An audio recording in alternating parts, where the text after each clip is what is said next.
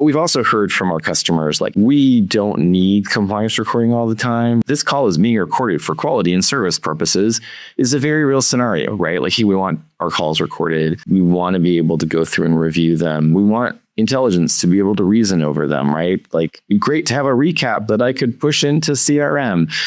We're listening.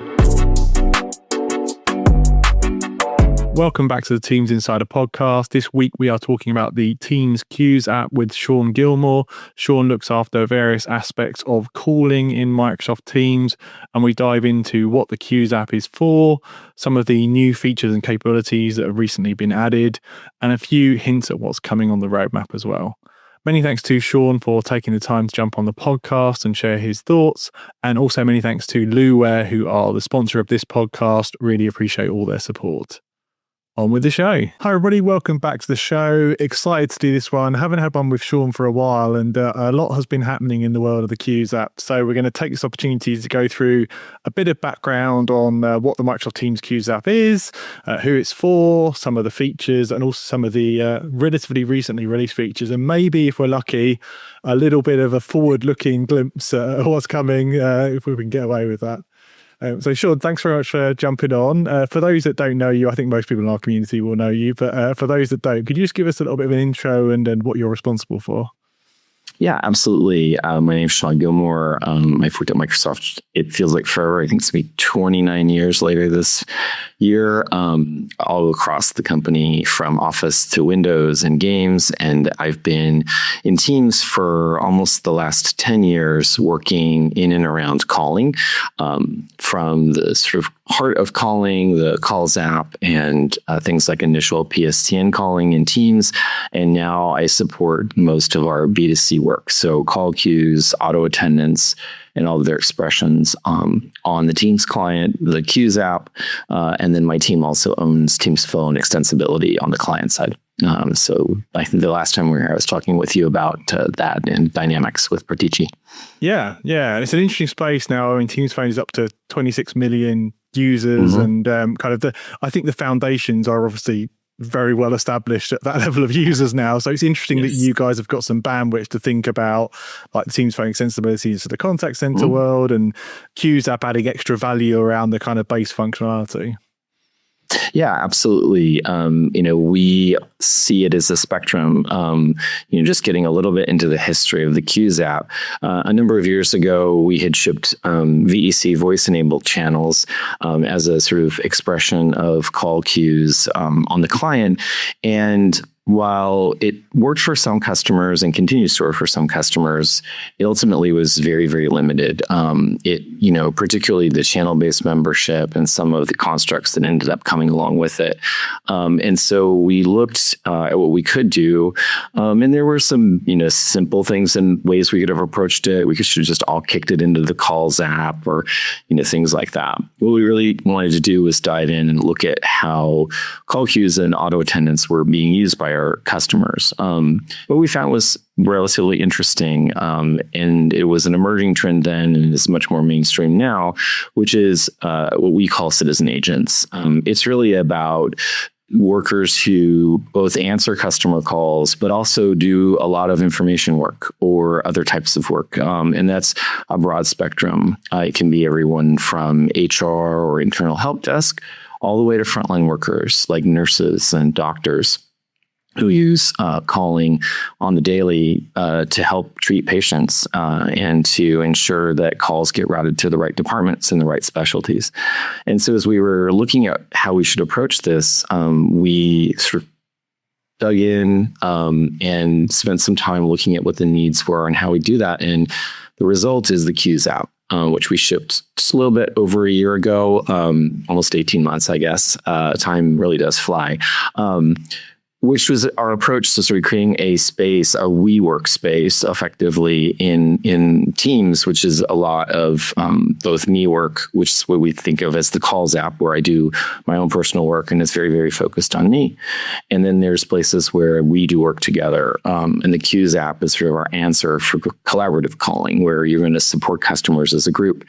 You're going to come together and work on the sort of customer engagement side of the house. And so we spent a fair amount of time building out the sort of core of what we wanted to build for call queues and auto attendants, and delivered that, like I said, about 18 months ago, which is really, hey, here's everyone that's on the queue.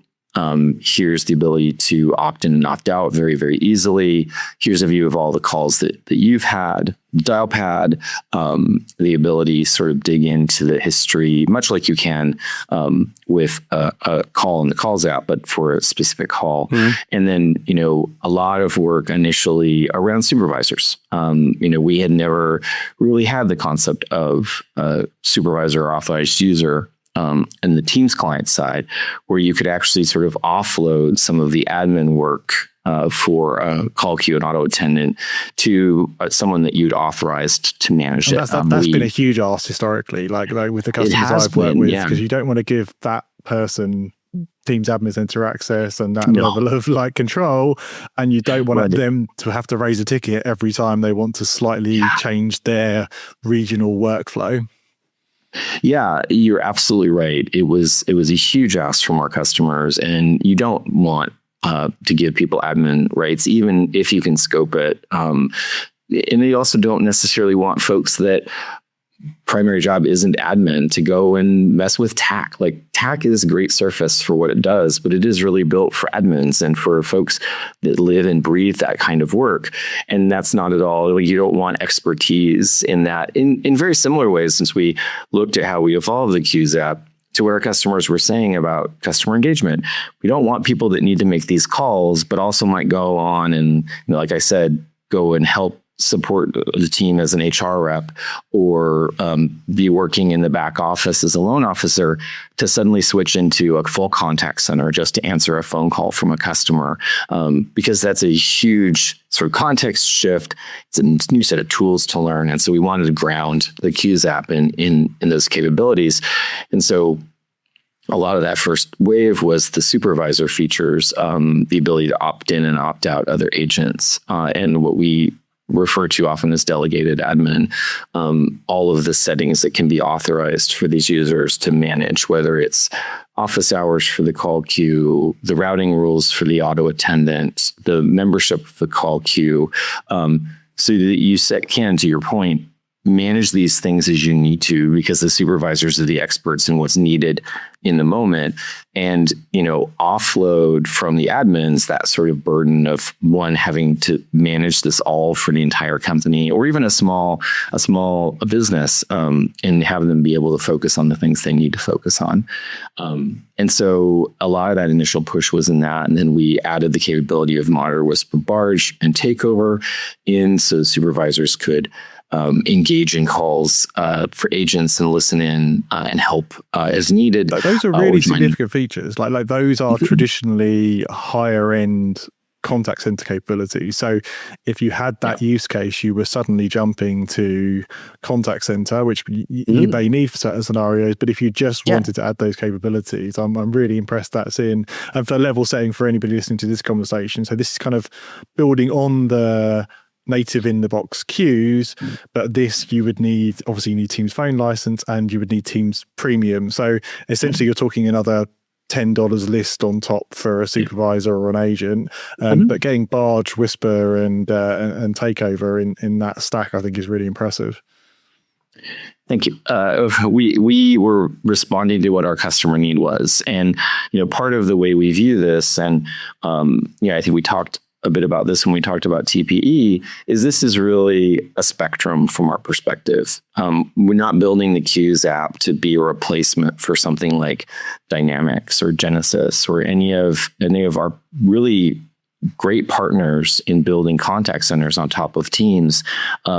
It's really built for this niche that is, can be a big part of a company's operation, but isn't going to be on the phone 24/7 or 8 hours out of the day with sort of a 24/7. Congratulations, Not yet. And who knows what the future brings, but definitely not announcing that today. So from our perspective, this really is about that spectrum, and we've talked a lot internally about how we can properly support that. And TPE is obviously a big part of that Teams Phone Extensibility, where you can have your phone system functioning in something like Dynamics or Blueware or Landis, and then also route those calls as needed over to Teams, potentially for an agent that's working in the Queues app, so that you can say, have your frontline contact center or call center fronted by something like Dynamics. But then if you need to escalate to, third tier support, say a fraud department, they can work in the Queues app and have all the richness of, popping out the CRM record for the customer so they know exactly who they're talking to, and the ability to manage that call and have that experience, but in the native Teams experience that they know from day to day, from calling their coworkers or reaching out to customers on the phone. And so it is really, from our perspective, that sort of continuity of experience that allows us to service and our Teams Phones customers, and we continue to respond to that. You might see different pockets of users within a single customer using these things. Obviously, the customer can choose. So you've got native in the box queues. You've then got this extra capability with Queues app and Teams Premium. You've got a great ecosystem with the APIs and with TPE of third parties, and you've now got Dynamics in the picture in the last couple of years, coming in with a higher end contact center as well, but it's not the case that a customer has to choose a single one of those. They can absolutely mix and match, right? Yeah, that's a really important part of what we're trying to do. We don't believe that anyone's living in a fully homogeneous environment, that we can be the Swiss Army knife of everything that you might need from calling. In Swiss Army knives are great for what they are, but they also aren't great tools for specific use cases. And we know and understand that there are capabilities that are needed, particularly when you're supporting something at the level of a call center, that we're just not going to build on the Teams side, right? It doesn't really align with what we're trying to do. We want to empower those platforms to worry about creating those rich features, and with the Teams Phone Extensibility, creating that platform that allows them to leverage Teams Phone, particularly as a unifying piece. But the Queues app is built, like I said, for that very sort of specific side of work that we sort of deem citizen agents. These folks that are doing tons of other work and answering customer calls and engaging with customers, as opposed to the people whose entire job is answering phone calls or doing customer engagement. The common use case I see in larger enterprises, like internal customers, if you like I think you mentioned it, the HR help desk, the IT help desk. So they're IT support and they're doing various tasks, and they're in the queue for the actual voice support desk. Yeah, absolutely. That huge need is for internal help desk for HR. But, interestingly, we have seen increasingly this need to support like this tier 3 support. We work with a lot of financial institutions, and they have private banking groups, and they want those sort of ability for the customer to make a call and also reach someone who has the depth of experience and knowledge.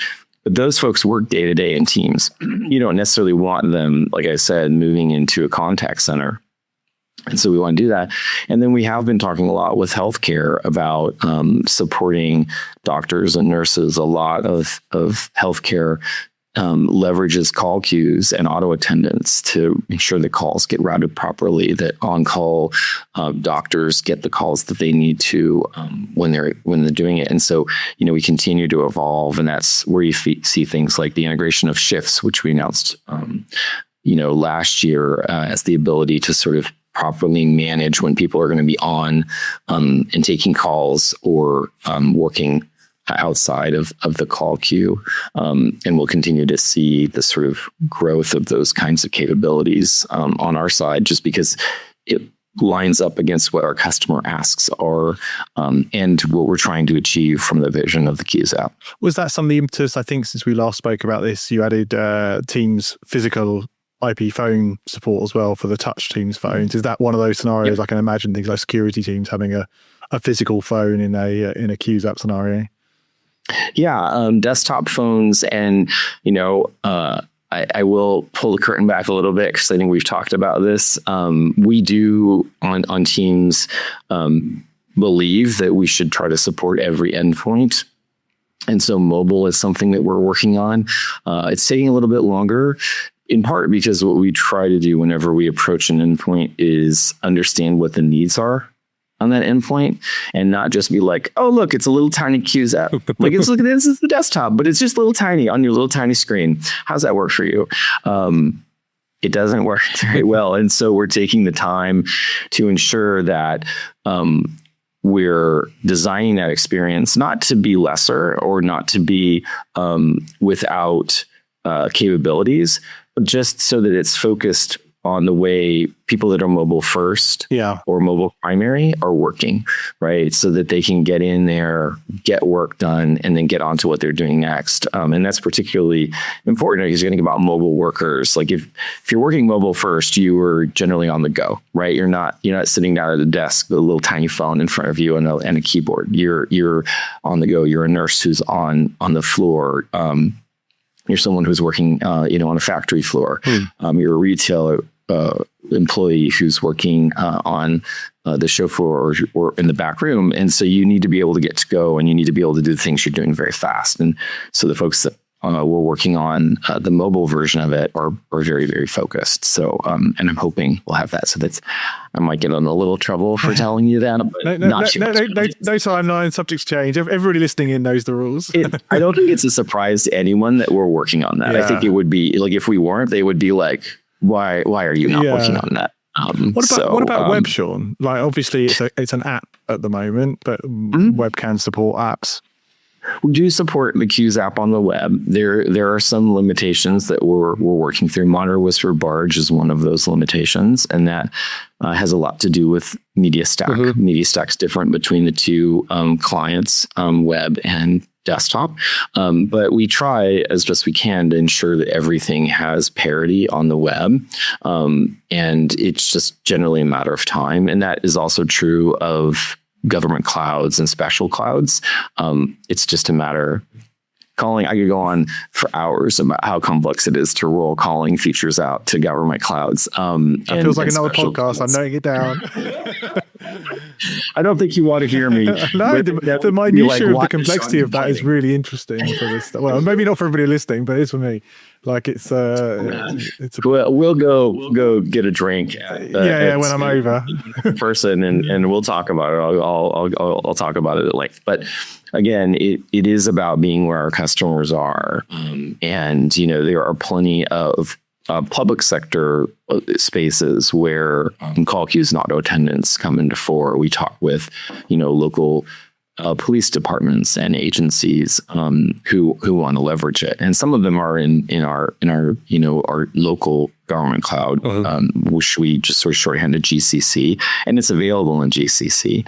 And then there are other government and NGOs in the sort of special clouds, whether they're clouds specific to a country or to a higher level of security. My understanding is the GCC cloud shares some infrastructure with the commercial, but has special things. And then the GCC High and the DoDs are physically separate. So it's a whole different ballgame. Physically separate, and they have to be set up, and things have to be deployed, and there is that, but we strive to have that parity because we want to be able to serve all of our customers. It's never about trying to exclude or trying to just say, oh, you need to be in this space. I can actually imagine there are plenty of GCC use cases for exactly this scenario. I know there makes sense. Mm-hmm. Yeah, for sure. So those continue to be that, and we continue to, like I said, invest. And I think one of the big features that's coming, and there are a fair number that will follow as well, is shared call history. And that's a big add for us, particularly from an agent perspective, to have a view of all of the calls that are come into a call queue. Because today it's just focused on the ones that you as an agent or a supervisor have interacted with. So having that view of all of those calls is super important. And this is something that we have wanted from the very beginning.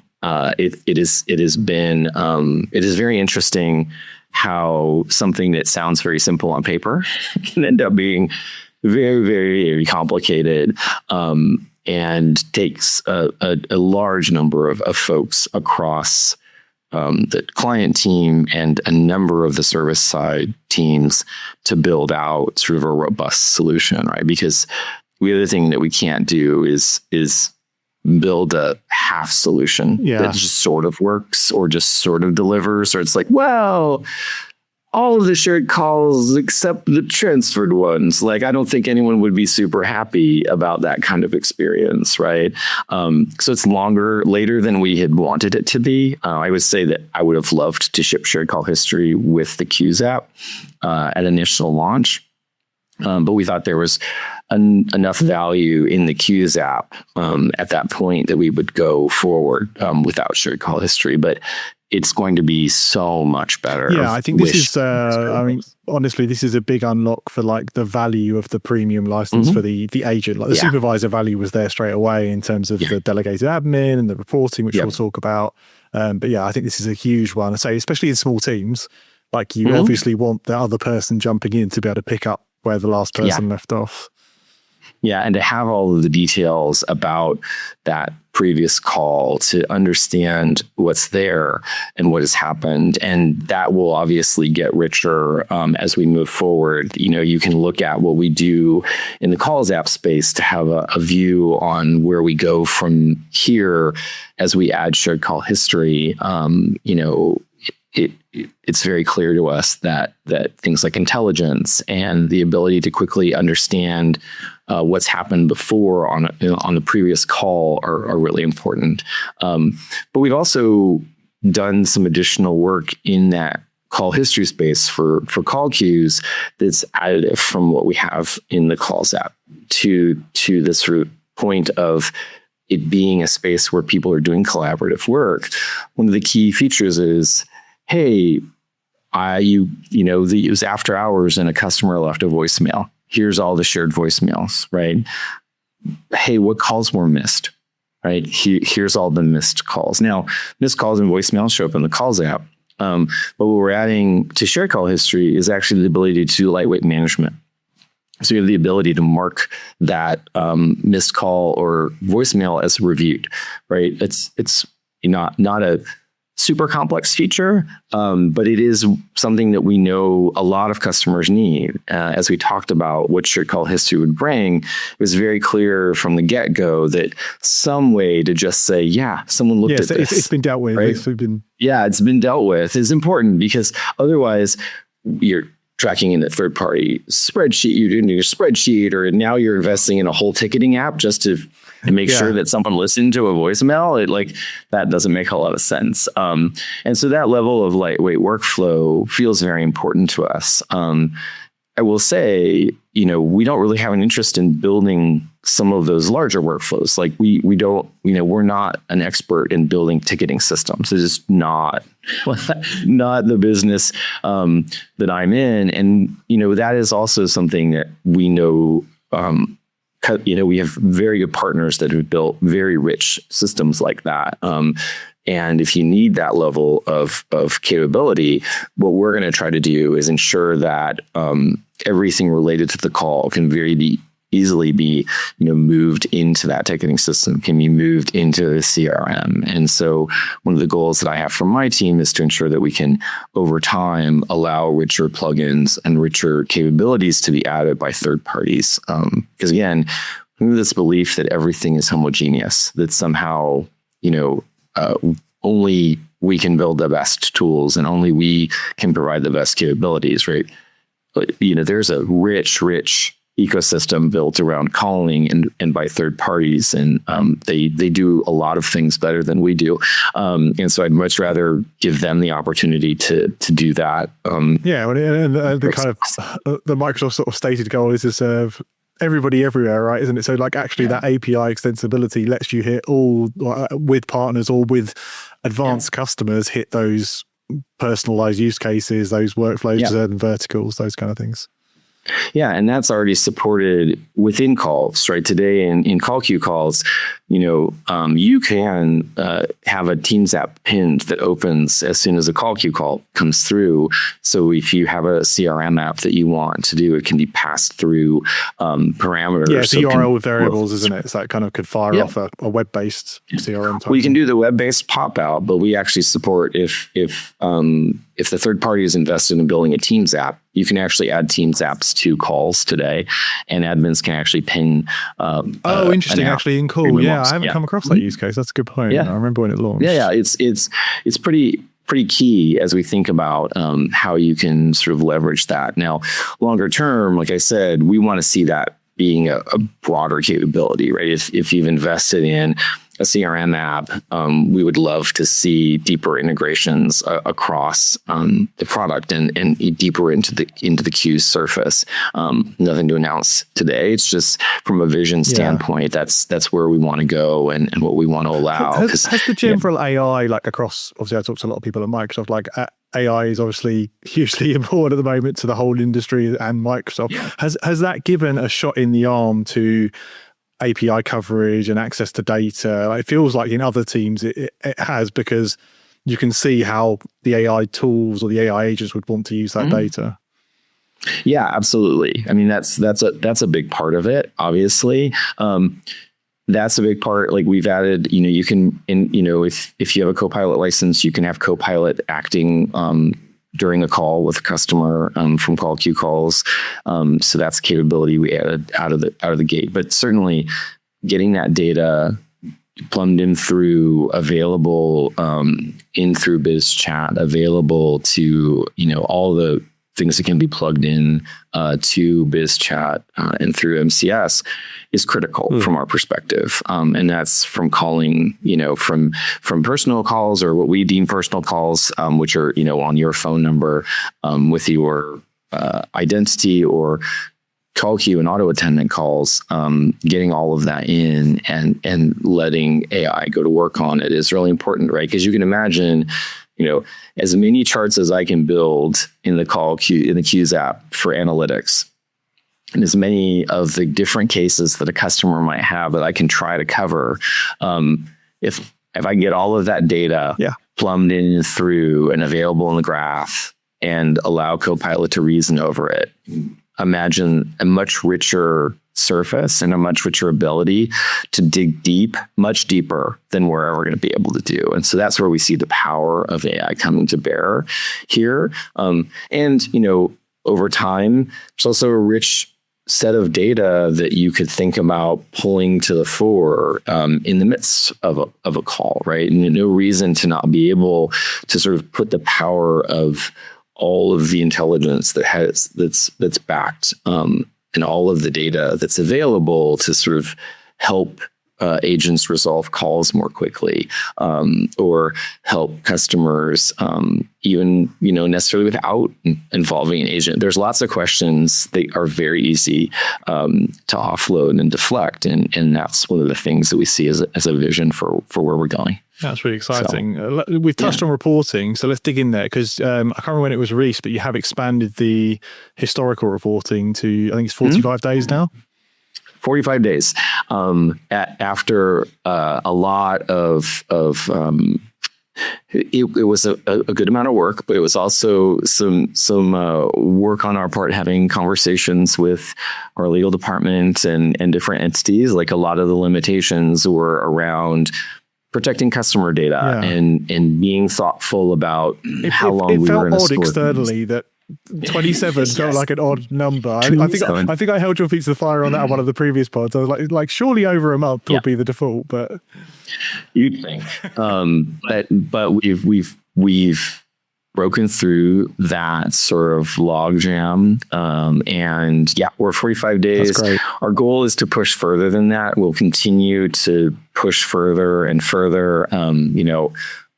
I'd love it to be, as long as we have the data and you want us to, and you want to have the data, we'll see how far we get, but we want to keep pushing that. Like, we certainly want to see and understand that. And from our perspective, when you do think about things like AI, the longer sort of horizon you can put on that. The more context. Deeper is, these people the more are context. part-time supervisors in the main in this scenario. And the thing I'm really excited about the AI is obviously I can ask a question like, when was our busiest time? When was our least busiest time? Like if I've got time to do that, which I haven't because I'm a part-time supervisor.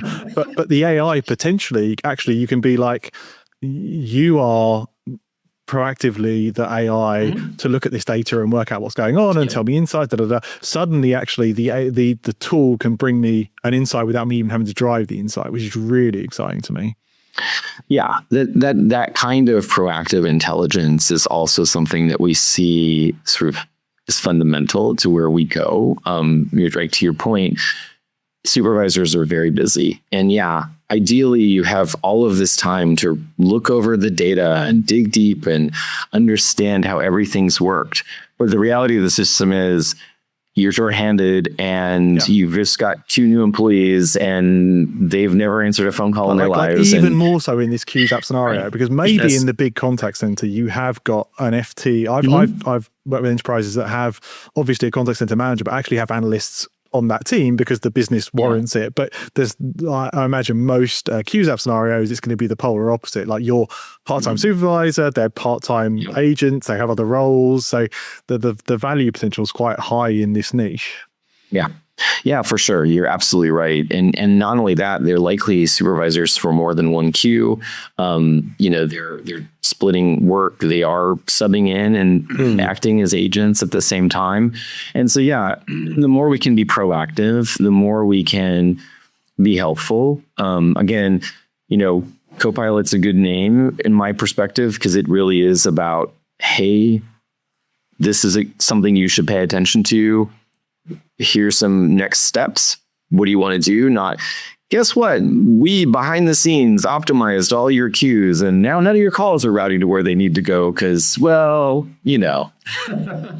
it's really about empowering people and getting them the data as they need it to make these kinds of decisions. And whether that's, emergent, right? As in, hey, volume starting to increase. We've seen, last week, things just started to creep up. And now, every day by 4:00, you've got really long wait times to, hey, looking at the last 6 months of data, there are these upticks that happen sporadically. You should be more thoughtful about Thursdays. Exactly. Right? For Thursday of the month, you should have more agents ready because it's going to happen again. Simply. Yeah, which to your point is about the window of data you can get more insights. Exactly. What about transcript data? Because obviously we've now got GA APIs for the recording, the recording insights, the transcripts, which is great on the personal call side. Any thoughts on that? Yeah. So, so currently we only support convenience recording and compliance recording for call queues. That's limiting, right? Because obviously if an agent records a call, which they can, it's bound to them, right? So, we have definitely heard from our customers that they need more, right? Compliance recording is an amazing tool, and we have amazing third-party partners for compliance recording, and it's hard, right? Like I've talked a lot with those folks about what they're trying to do. Yeah, there was a bunch of work done to specifically target queues as well, wasn't there? Because rather than targeting traditionally you would have targeted the agent as a person and they would have been recorded if they were in the scenario, but you can, as I understand, target queues now explicitly. You can, we released that capability last year. And before that, you would have had to go through and go like, oh, who are all these people that are on the call queue? We'll assign each of them individual compliance recording policy. And then that compliance recording policy was all of their calls. It wasn't just call queue calls, right? And now you can actually associate it with a call queue, which is great because it means only the call queue calls get recorded. They're associated with that call queue as opposed to that user. And then that user, if they take another phone call on their personal line or they're, chatting with their coworker, isn't being recorded, which is great. But we've also heard from our customers like, hey, we don't need compliance recording all the time, right? Like, hey, this call is being recorded for quality and service purposes is a very real scenario, right? Like, hey, we want our calls recorded. We want to be able to go through and review them. We want intelligence to be able to reason over them, right? Like, great to have a recap that I could push into CRM. We're listening. I can't necessarily announce anything here. Maybe I can very soon. But we're listening and we know what's needed in that space, and we're definitely working towards it. Like I said, shared call history opens up a world of capabilities for us, because it's not just about your own calls. It's about all of the calls that have happened in the call queue. It's about, how do we apply intelligence to all of those calls? How do we understand what happened in those calls? And that is very much about getting the right amount of data, because routing and some of the context is really good, but recordings and transcripts are a lot better. So you can imagine that sort of step, and then the next step and the next step. Nice. Well, we've got yourself and Scott and Wendy on the Teams Fireside chat in April. So that's right. I have no idea about timelines, but hopefully we'll have some exciting stuff to talk about there. And we'll have more stuff to talk about in April, I promise. Awesome. Well, Sean, thanks so much for jumping on the pod, and really appreciate the point of view of the whys behind some of the decisions as well. It's really interesting to hear, and great to see the extended data and the shared voicemail and shared call history. That's a big step forward, I think. Yeah, we're excited about a lot of stuff that's coming. Shared call history is just the start. I'm positive we'll have a lot more to talk about QZAP and about calling in April. So it's going to be a good conversation. Awesome. Looking forward to it. All right. Thanks so much. Absolutely. Take care. Cheers.